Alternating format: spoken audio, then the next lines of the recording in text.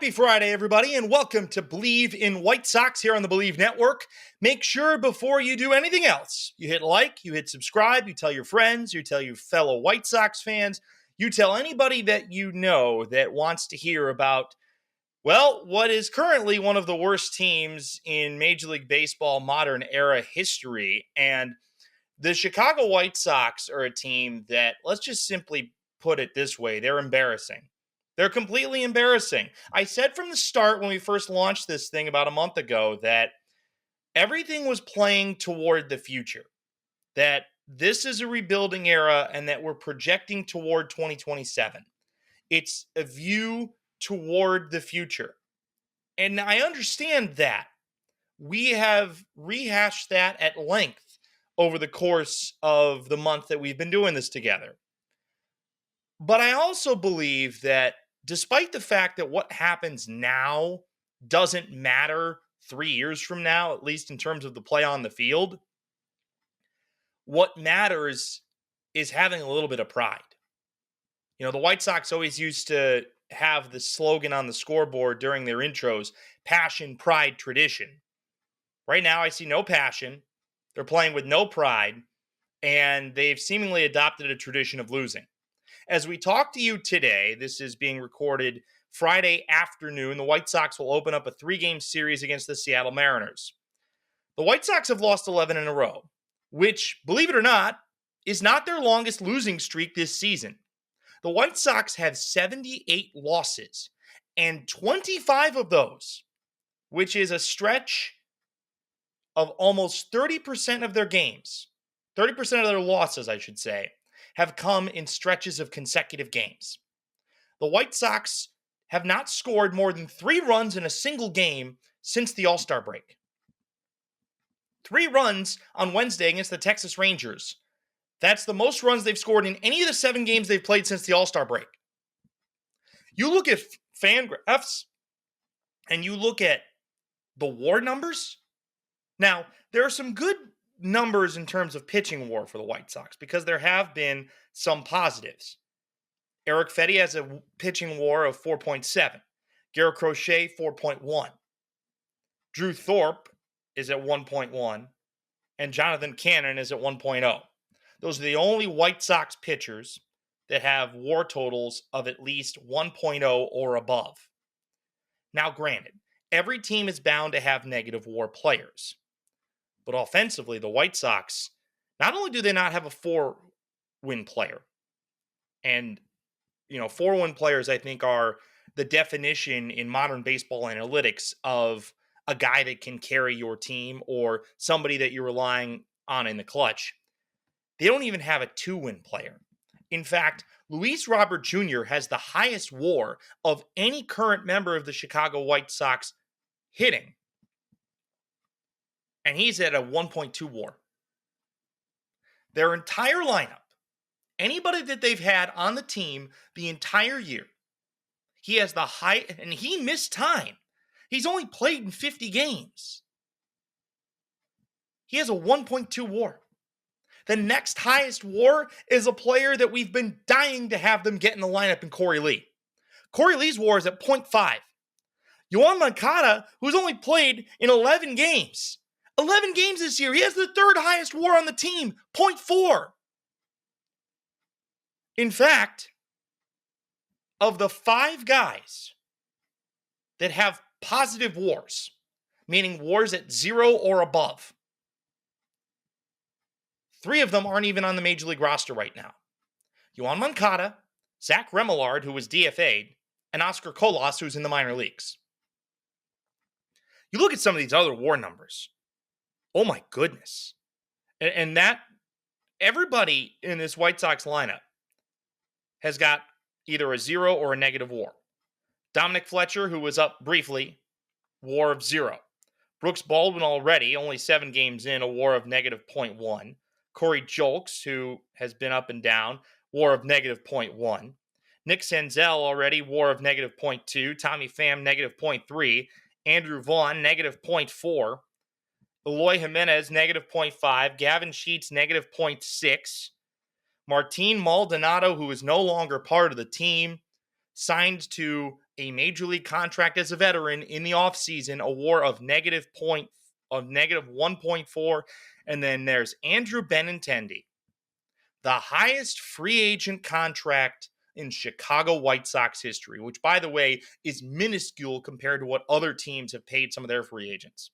Andrew Benintendi, who is making $17.1 million this year and is under contract for 3 more years after this year, has a WAR of -2. -2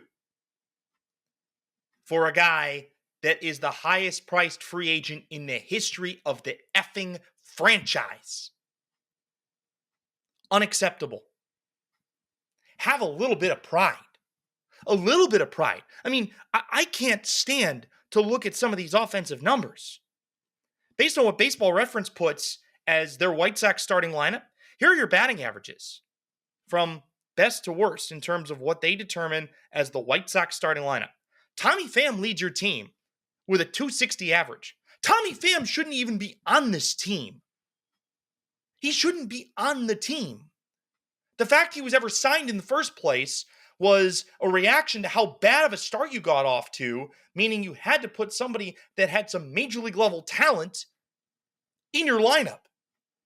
And the fact that Tommy Pham is still on this team at this point means that the White Sox have not done their due diligence to try and find a trade partner. There's a team a little bit up I-94 named the Milwaukee Brewers who have potentially lost their starting left fielder for the year in Christian Yelich.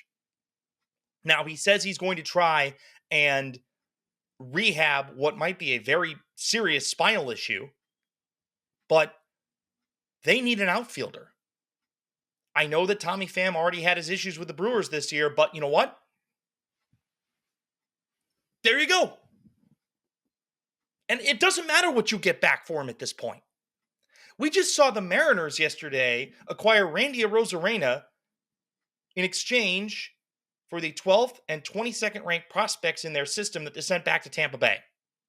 Now, Tampa Bay is an organization that the 12th and the 22nd ranked prospect, I know I said 24th, but those are guys that are going to be able to be developed and will probably find their way onto the field at Tropicana Field at some point in the next 3 years, because that's what the Rays do. But the White Sox didn't have anybody that they could develop and put on the outfield that's better than Tommy Pham. So they signed Tommy Pham, who's a noted clubhouse cancer. He brings fire, or if you want to call it fire. I don't know why I didn't see Paul DeYoung's WAR on here. Maybe I'm just blind. Nope, Paul DeYoung's got a WAR of 0.0, as does Nicky Lopez. But we go back to the batting averages. The next highest average is Eloy Jimenez as your DH at 240. And Eloy Jimenez, if you guys go to the Twitter account of NBC Sports Chicago and you listen to Frank Thomas and Ozzie Guillen talk about Eloy the other day not trying to take second base on a ball that should have been a double, they are just going into him. Eloy Jimenez has gotten to the point where he's so afraid of getting hurt that it's going to be minimal effort on the base paths or minimal effort in the outfield. I mean, he can't play the outfield anymore. At this point, at a guy that's only 27 years of age, he can't play the outfield. I think Eloy Jimenez is a lost cause, and you got to get whatever you can for him. Nicky Lopez hitting at 239, Andrew Vaughn 234, Paul DeYoung, Gavin Sheets at 223, Luis Robert at 222, Corey Lee at 217, and Andrew Benintendi hitting 196 with a 252 on-base percentage. Having played in 82 games with 310 plate appearances. That's the highest priced free agent in the history of the franchise. Show a little effing pride, please. It's embarrassing. It's simply embarrassing how bad the White Sox are playing. Score some runs. You actually have pitching that is showing up and doing enough for you to win. I mean, if you look at what the White Sox have done recently in terms of, the amount of runs they gave up 2 runs yesterday to the Texas Rangers. Jonathan Cannon goes 6 innings, allows 2 runs. And that's not enough. Now, Max Scherzer was the starter for Texas. And he allowed 1 run on 3 hits, struck out 9, because, White Sox end up with 12 total strikeouts as a team. Not totally surprising. But you've got to show some pride. To me, it's embarrassing that this team has gotten to this point. And I said it from the beginning, I'm never going to be somebody that wants to call for somebody's job. But Pedro Grifol, in a little over a year and a half of being a major league manager, and I want to do the math in my head quickly. I think the White Sox now, they're 27-78, which means that is 105 games. So 105 games plus 162. Why can't I do this math in my head? All right. Pedro Grifol has managed 267 baseball games as the manager of the Chicago White Sox. As I pull up my calculator here, he has a grand total 61. I know this is riveting stuff for those of you that are watching. He has 88 total wins. 88 total wins divided by 267. That's a win percentage of 32.9%. There are some people that it may not matter who is or isn't in charge. It's just time for a different voice. Whatever Pedro Grifol is at this point, if he's the guy that says, we're going to come out every night and kick your ass, well, you're kicking your own ass. How can anybody at this point take what he has to say or anything that he does strategically seriously? You have a manager in your bench coach in Charlie Montoyo. Let him take over the team the rest of the year. Or rather, do what other organizations have done. Find your next manager from the outside, hire him, and put him in charge now.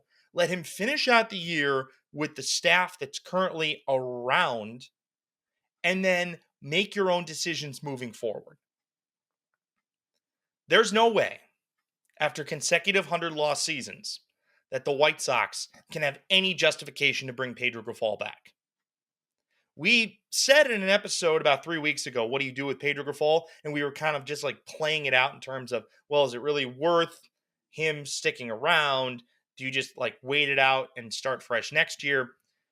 In the midst of an 11-game losing streak where you are offensively one of the worst teams in baseball, not to mention, the Seattle Mariners are having a really tough time offensively as well. They come in tonight, and maybe there's a trade you can make with them that will give them another bat. J.P. Crawford just went on the IL, so Paul DeJong, you can walk across the clubhouse. At this point, the White Sox just need to get rid of some of these veterans that are on one-year deals that aren't coming back. That's all that matters. That's all that matters. Get some return and get some hope and leadership in the dugout, because what you have is exactly what you're getting. A team that's lifeless and has lost 10 or more games in a row twice this year. Now, I think the losing streak is going to be broken because I think there's something seriously wrong with the Seattle Mariners at this point. They went from running away with the American League West to almost at 500. They're offensively one of the worst contending teams in modern baseball lore, yet they're still in it. Show a little bit of pride. Show some pride. I believe they've got Drew Thorpe, Eric Fetty, and Garrett Crochet going this weekend. Those are 3 solid arms. Those are your 3 best arms. The White Sox are going to lose 100 games. They need to do something to make sure they don't lose 120. Because right now, the way that they're going, and the stat that I saw on Monday night was insane, that the White Sox have 27 wins and 25 blown saves. So this year could be a little bit different. It wouldn't be a lot different because that blown save number, you could cut it in half and still have a losing record. And I'm not saying you're not going to have any blown saves because that's what happens throughout the course of a major league season. But for goodness sake, do something. Do something. Do something to shake things up. The Oakland Athletics back in 2011, they fired Bob Guerin in the middle of the year. They hired Bob Melvin, who was not on the staff at the time, as the full-time manager. And they make the playoffs 3 straight years after that. Something has got to change. The White Sox cannot act insular. But that's the definition of the Jerry Reinsdorf organizations. It's frustrating to no end that this team, granted, talent level wise, they're nowhere close to being anything good. They should not be this bad. The main thing that I want to talk about in our final segment is in regards to Garrett Crochet. Now, as I've said before, I don't think the White Sox should trade Garrett Crochet. And I believe that they should extend him and he should be a part of this organization's future. He's only 25 years old and he can be a part of this team when they've hit their competitive window. Now, Clayton Kershaw with the Dodgers is 37 years old and he is still with them and pitching relatively well now that he is back and healthy. Okay, I can only say that on one sample size, but my point being is that a good lefty can last you a long time. Even if Garrett Crochet, by the time he gets into his late 30s, isn't throwing as hard as he is right now. All right, the Kershaw thing was a bad example, but my point being is that Garrett Crochet should be a part of this organization for a long time. Now, I say that, and I preface that with the fact that I know this is something I've said many times before on this show. The news that came out yesterday, per a report from John Heyman of, I don't know who John Heyman works for anymore. He works for so many different people, but MLB Network, MLB.com, New York Post, whatever it is. But there was a report that came out from John Heyman yesterday that makes it more and more likely that Garrett Crochet is going to remain a part of the White Sox for the foreseeable future, or at least the 2025 season, or through the end of the 2024 season. The report that came out said that Garrett Crochet is currently on track to pitch through the end of the regular season. And that means that he is on track to basically pitch all of the innings that he would as if he were going to be a part of this iteration of the Chicago White Sox. I didn't necessarily preface that the best, but what I'm trying to say here is that the report goes on to say that if Crochet were going to get traded to a contender in order to pitch in October, he would require a contract extension. So to cut through all of that jibber jabber that I just said, Garrett Crochet is effectively telling other organizations through his agent that if you trade for me, you have to extend me. That, I think, is going to prevent a lot of teams from trading for him. Gosh, something about these second segments, I just can't seem to necessarily always articulate my words properly. But effectively, Crochet is not going anywhere without a contract extension from another team, which I believe limits the trade pool to a few organizations. Now, with that being said, with the news coming out earlier today that James Paxton, after being DFA'd by the Dodgers, is being traded to the Red Sox, and the fact that Clayton Kershaw is 37 years old and probably will be done after this season, if not after next season, the Los Angeles Dodgers, I think, are the team that will give Garrett Crochet that extension. 2 years left of team control, a team that can spend more money than almost anybody else. You're going to have Shohei Ohtani coming back to pitch next year. Yoshi Yamamoto will at some point come back. Walker Buehler as well. The Dodgers are currently in first place, but their pitching staff is being held together by duct tape. Tyler Glasnow, also in a similar situation to where he's going to end up cashing in. I think that if you're the White Sox, you have to look at the Dodgers system and say, we can hold them hostage for some of their best. This is the one team right now that is going to be willing to pay the piper in order to get a premium left-handed arm. Now, Crochet also said that he has no interest in going to a contending team and pitching out of the bullpen. I think it's been very, very evident based on his starts with the White Sox this season that Garrett Crochet can be a starting pitcher in the major leagues for years to come. We know that. He doesn't want to go pitch in the bullpen. He doesn't want to be the guy that came up for the 2020 playoffs and was pumping gas out of the White Sox bullpen. The guy has proven he can be a starting pitcher. He wants to be a starting pitcher. If the return and the guarantee of the contract extension are right, the White Sox will pull the trigger on the deal.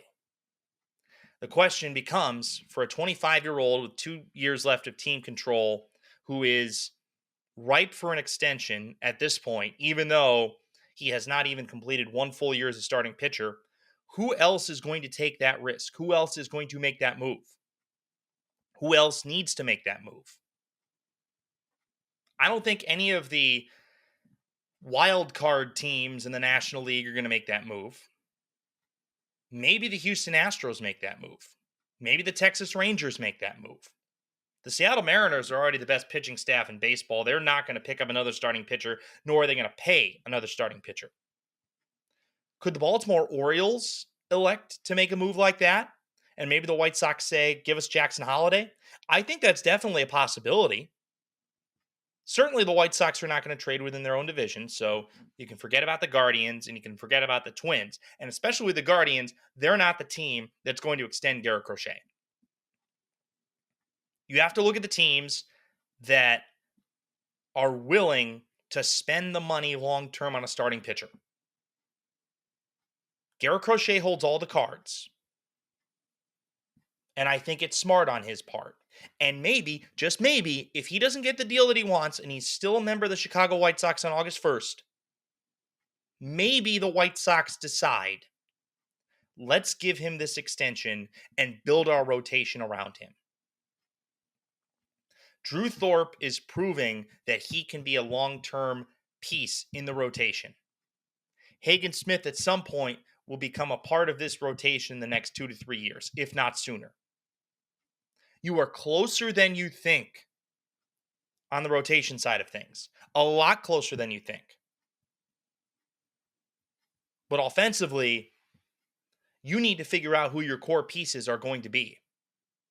And right now, I'm not even so sure that Luis Robert is a part of that core future.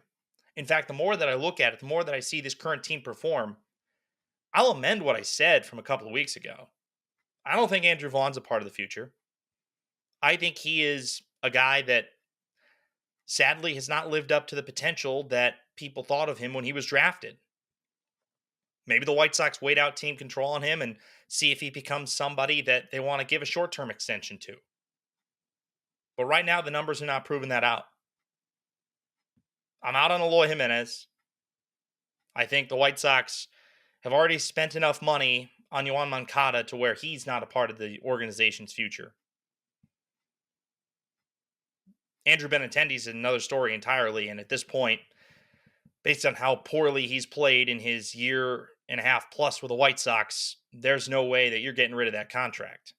No chance in hell. So he's your left fielder for the next 3 years, whether you like it or not. Or they can Dallas Keuchel him in the last year of his contract, but I don't think that that's going to happen. Not for another couple of years. So you better get right, Andrew Benintendi, because right now you're turning out to be a lot less than you bargained for. But I think that the White Sox are going to do their due diligence with other organizations and go through their minor league systems and say, and the process has to go like this. It's, what are you willing to extend Garrett for? And if that's the case, what are you willing to part with? I think that it's a lot different than what a pure rental could be, because a pure rental Or in Crochet's case, somebody you have for 2 RBers, you have that guy under team control. And so with those 2 years of team control, if you're in win now mode, you'll give up whatever prospects the White Sox want. But I think the asking price is heavier.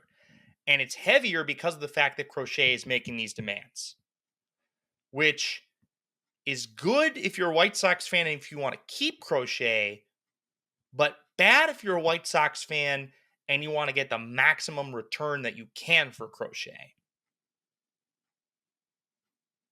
I would put the odds at 70-30. 70% that he is still here, 30% that he's gone when the trade deadline comes and goes. Now, he could finish out the year with the White Sox, and maybe the free agent market will dictate that if you trade for him and give up prospects, the contract you're going to give him is going to be a lot higher value than somebody that hits the open market. And I haven't had a chance to look at the starting pitching free agency market yet, but you could have guys that opt out. Blake Snell is looking like his old self again in San Francisco. So he's somebody that could be back on the market again if he doesn't want to go back to the Giants for another year and he has another opt-out after that. So I think that Garrett Crochet is going to dictate a lot of the left-handed starting pitching market next offseason if he's still a member of the White Sox. Some organization will be willing to trade 2 of their top 3 prospects to get a higher value deal on Crochet after the season than maybe they would now. Because now it may seem like the asking price is too high. But again, what team is going to get desperate enough to where they are going to bite the bullet and pay that? And the contract extension, in my opinion, will be worth it for whatever team ends up signing him. It's just a matter of, are you going to be willing to give up the prospect capital that it requires to bring this guy into your organization? And with that, that's going to do it here on Believe in White Sox on a Friday. I think this episode will hold as evergreen through the weekend. With the trade deadline coming up next week, anytime there's a trade, we're going to hopefully have something for you. Might be a quick episode, but we're going to have something for you. One of these guys is going to end up getting traded, whether it be Robert, Crochet, Vaughn, Paul DeYoung, Nicky Lopez, Tommy Pham, somebody, Eric Fetty. Somebody will.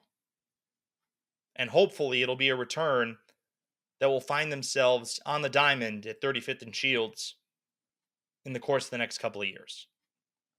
That's it. That's all, everybody. Thanks again for watching and listening to Believe in White Sox. I am Greg Moraz, your humble host as always.